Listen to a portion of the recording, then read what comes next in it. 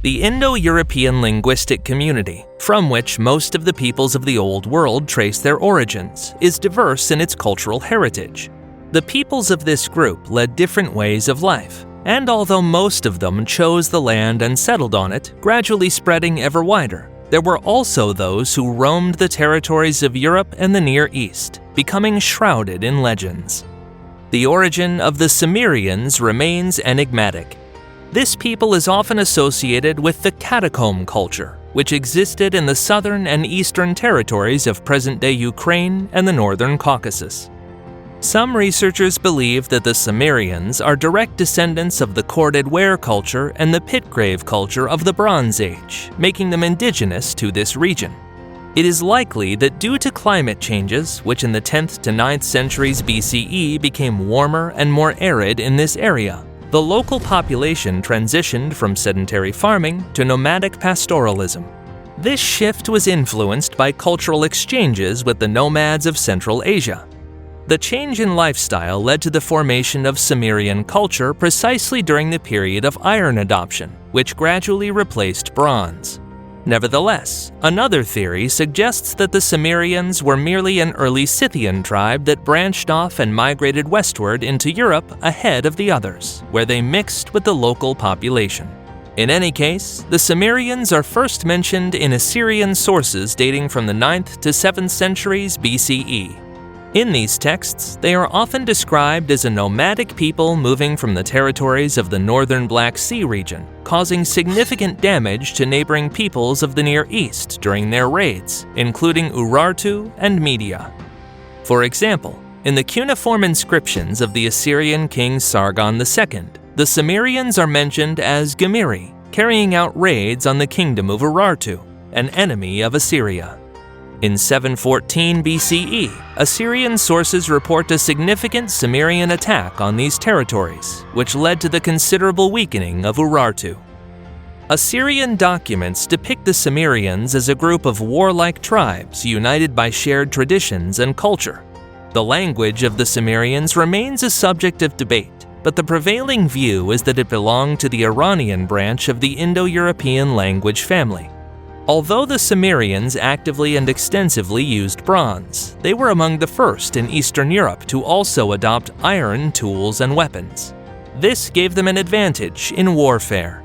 In the 7th century BCE, during another invasion of Asia Minor, they dealt a significant blow to the Phrygian kingdom. The Cimmerians even destroyed its capital, the city of Gordion.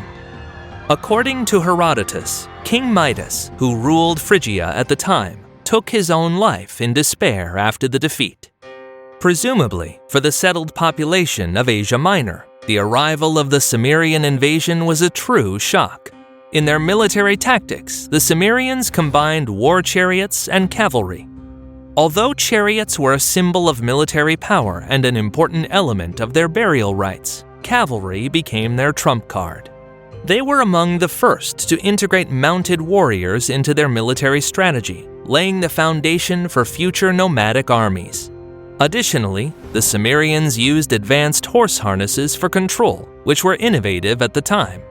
Interestingly, their burials are not marked by lavish treasures, but Cimmerian kurgans occasionally contain artifacts that may have originated from the territory of modern China or Eastern Central Asia. If this is the case, it suggests that a network of trade routes across the Great Steppe existed as early as the Early Iron Age. Even Assyria, the powerful empire of that time, suffered attacks from the Cimmerians. It is known that the Cimmerians attempted to attack Assyria during the reign of King Esarhaddon, breaking into the empire's territory and plundering several of its towns. The Cimmerians suffered defeats in a series of battles, but due to the mobility of their units, they managed to establish a foothold within the empire for a time. Only later, during the reign of Ashurbanipal, were the Assyrians able to finally drive the Cimmerians out of Asia Minor. One of the most famous Cimmerian campaigns was the attack on Lydia in the mid-7th century BCE. In 644 BCE, the Cimmerians captured the capital, Sardis, except for the Acropolis, which withstood the assault thanks to its strong fortifications. This was one of their most powerful invasions. The Lydian king Iazyges attempted to resist the onslaught, but was killed in battle. His successors formed an alliance with Assyria, which later allowed them to drive the Cimmerians out of the region. In addition to their innovative use of cavalry for that time, the Cimmerians also had advanced weaponry, particularly their renowned iron swords. Before the Cimmerians, bladed weapons in this region were made of bronze, but iron swords were more durable, allowing them to be longer and more widely produced. According to archaeological data, a common form of protection for Cimmerian warriors was a leather cuirass with metal discs sewn onto it. Though at least some Cimmerians also wore scale armor, which enabled them to field not only lightly armed mounted archers, but also heavier cavalry for close combat. Despite this, they could not withstand the Scythians. Among ancient authors, Herodotus described the Cimmerians in his work Histories, though his information is based on legends and oral traditions. He mentions the Cimmerians in the context of their migration from the northern Black Sea region following their defeat by the Scythians. As they retreated, the Cimmerians split into groups. One part moved toward the Caucasus, while another headed into Asia Minor. Some remained behind. Some assimilated among the Scythians, while others migrated to Crimea, where they likely formed the foundation of the Taurian tribe, later interacting with Greek colonists in the northern Black Sea region. In Asia Minor, the Cimmerians were ultimately defeated by Lydia under King Iazyges II around 600 BCE. By that time, their influence had already faded, as their former lands in the Black Sea region had been taken over by the Scythians, leaving them with no homeland to return to after their defeat. The Scythians are representatives of Iranian-speaking nomadic tribes, which began to form based on numerous nomadic and semi-nomadic cultures of the region that existed there as early as the 20th century BCE. The Scythians likely emerged as a distinct group as a result of these processes in the steppes of modern Kazakhstan, after which they gradually moved westward into the Black Sea region. Archaeological findings, particularly in the Altai and the Volga steppes, testify to their movement through these territories in the 8th to 7th centuries BCE. During this migration, the Scythians established an influential community in the steppe zone between the Don and the Danube, including the territory of modern Ukraine, the North Caucasus, and the Black Sea region. There, their culture was fully formed. The Scythians were known for their sophisticated animal style in decorative and jewelry arts, burial mounds, and masterful metallurgy. The skill of Scythian jewelers in working with fine details still impresses craftsmen today. They were virtuoso riders and expert archers, which allowed them to dominate the steppe regions.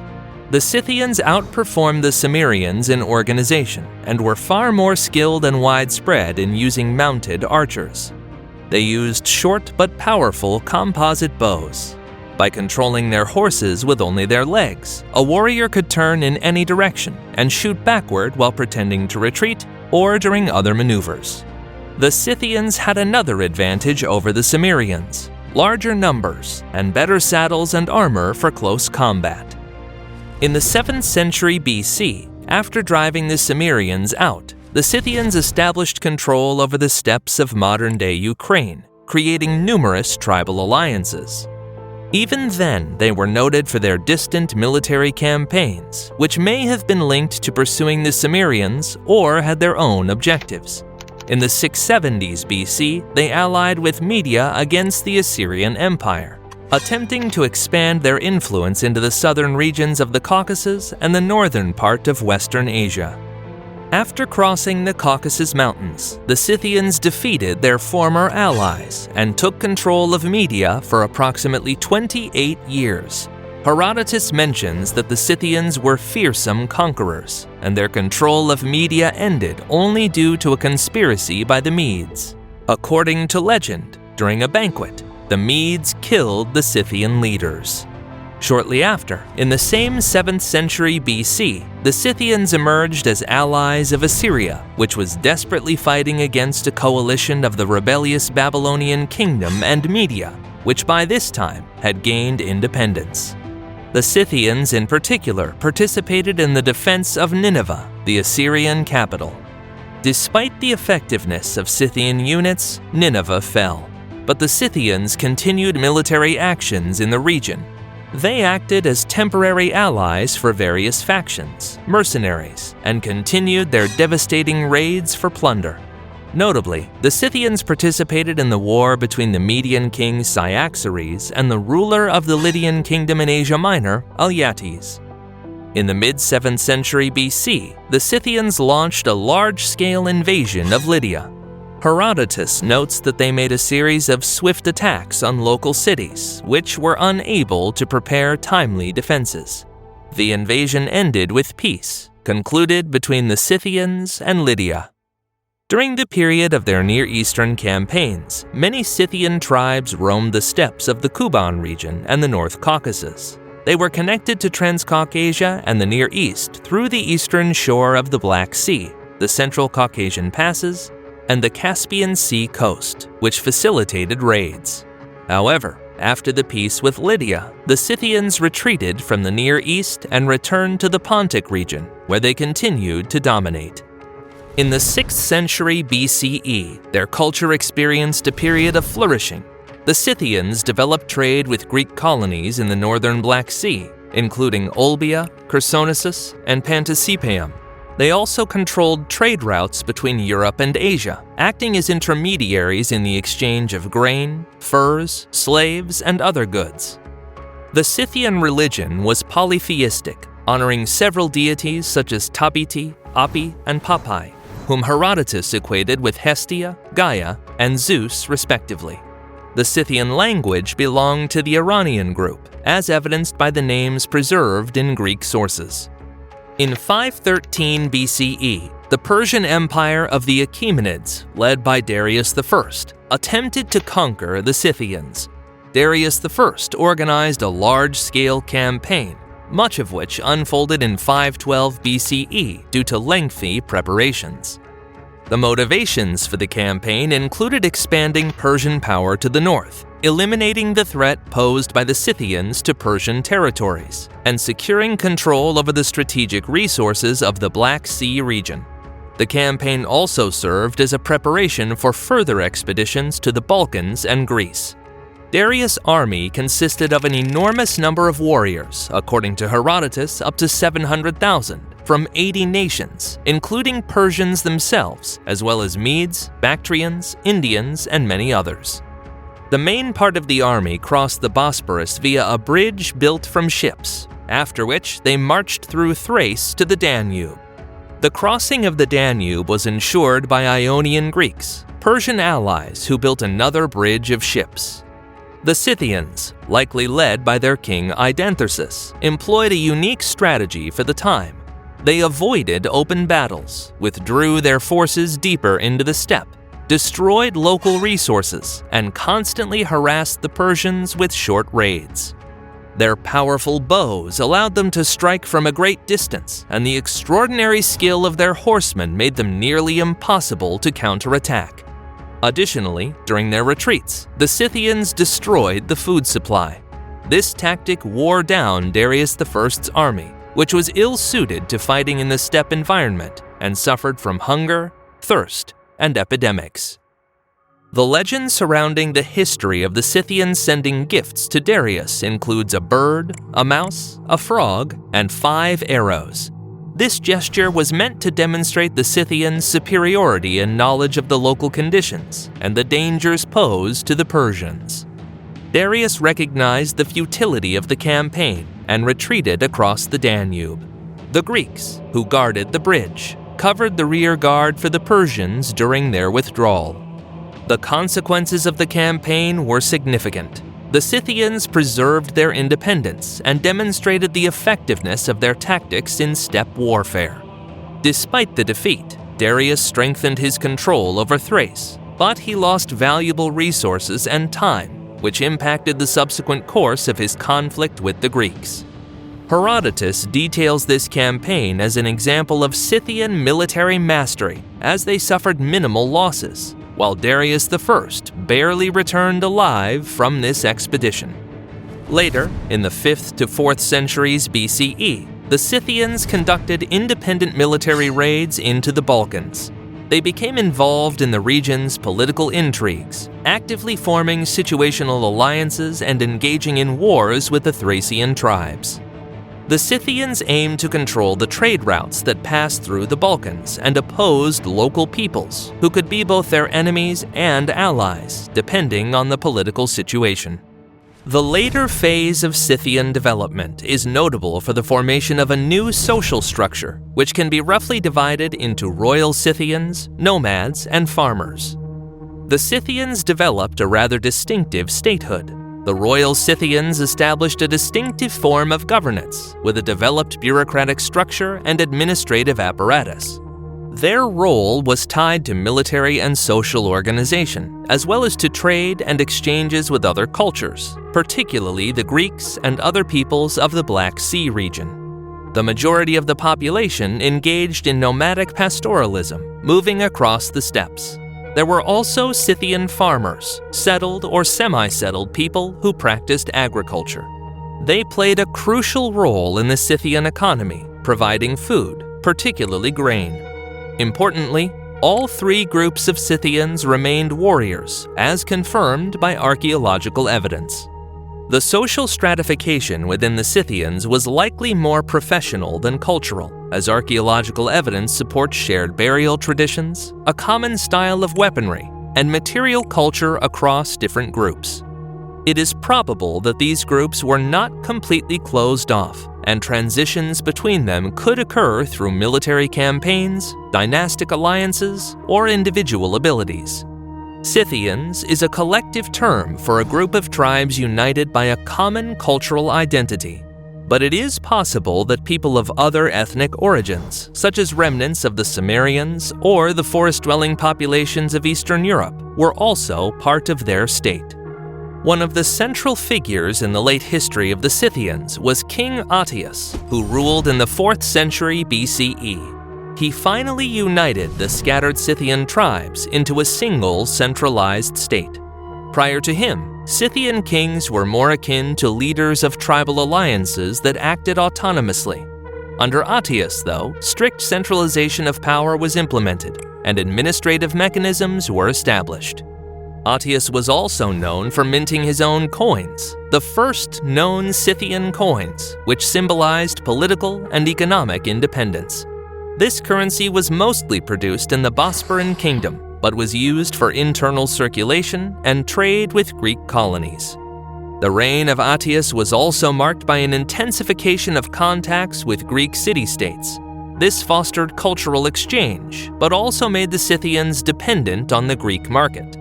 Archaeological finds from this period reveal rich burials that demonstrate the growing social differentiation. At the same time, threats from neighboring peoples increased, particularly the Sarmatians, who had already appeared in the far east of Europe and were gradually moving westward, slowly reclaiming peripheral territories from the Scythians. The northern and western neighbors of the Scythians at that time were the Proto-Slavic and early Baltic tribes. The Scythians maintained economic ties with them, but also occasionally engaged in conflicts. This period in Scythian history reflects their adaptation to new challenges, while gradually losing dominance in the region. In 339 BCE, Ateas entered into conflict with the Macedonian king Philip II. The Greek king, who was also the father of Alexander the Great, gathered a large army and marched into Scythian territory. The Scythians likely tried to organize a guerrilla movement to delay the Macedonians. Nevertheless, they managed to break through the Scythian defenses. The climax of the war was a battle that took place on the territory of modern Ukraine, where Philip II launched a massive invasion. The battle was very intense, but the Scythians were forced to retreat. According to ancient historians, Ateas was killed in battle, despite being over 90 years old. After his death, the unity of the Scythians began to break down, weakening their state. In the 3rd century BCE, the Scythians declined and partially assimilated with other peoples. Interestingly, like the Cimmerians before them, the Scythians seemingly sought refuge in Crimea. There, remnants of Scythian culture survived until the 3rd century CE. They managed to establish a late Scythian state, which persisted for so long due to the isolation of the peninsula. The Scythians were eventually displaced from the continental part of the northern Black Sea region by the Sarmatians. The Sarmatians were also a nomadic people of the Iranian linguistic group. Still, their origin is a subject of debate. Most often, their roots are linked to the Sarmatian tribes that inhabited the area of the Ural region and modern-day western Kazakhstan. Even so, the Sarmatians' burial traditions, material culture, ornamentation, and military practices suggest that these tribes may have originated from regions closer to the borders of modern-day China. Archaeological evidence points to interactions between the Sarmatians and the Massagetæ tribes, who lived near Xinjiang. There is a theory that the Sarmatians migrated far to the west under pressure from early Huns, passed through the territory of the Sarmatians, and settled in the steppes of the Black Sea region, where Scythian culture was already in decline. Archaeology suggests that the Sarmatians, as a group of tribes, began to distinguish themselves as a separate culture around the 7th to 6th centuries BCE. This process occurred in the southwestern Siberian region, in the southern parts of modern Kazakhstan, as well as south of the Volga River and in the Caucasus. While the Scythians were at the peak of their power, the Sarmatians remained their northern and eastern neighbors, and there was active cultural interaction between them. All the same, in the 3rd century BCE, the Sarmatians began to penetrate the steppes of the northern Black Sea region. After their migration to Eastern Europe, the Sarmatians began to appear in ancient works. Strabo, for example, mentions the Sarmatians in his geography, describing them as a people gradually displacing the Scythians. Pliny the Elder also refers to the Sarmatians in his Natural History, where he describes their location and cultural characteristics. It is likely that there was no large-scale war between the Scythians and the Sarmatians. Nonetheless, a separate Sarmatian tribe, the Saracens, launched devastating raids to the west, which not only destroyed Scythia, but also impacted the ancient city-states of the Black Sea region. Both the Scythians and the Cimmerians before them were tribal alliances, but it was the Sarmatians whose differences between tribes were particularly pronounced.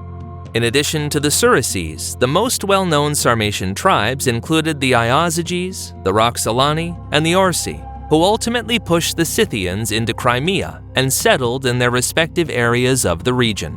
Later, the Alans also joined them. The unifying factor among all these Sarmatian tribes was their culture, including military traditions. It was the Sarmatians who perfected the tactic of massive cavalry charges. The Sarmatian religion is less well known than the Scythian one, but there are mentions of their pantheon, including the custom of worshipping the sword as a symbol of the god of war, as well as the veneration of ancestor cults.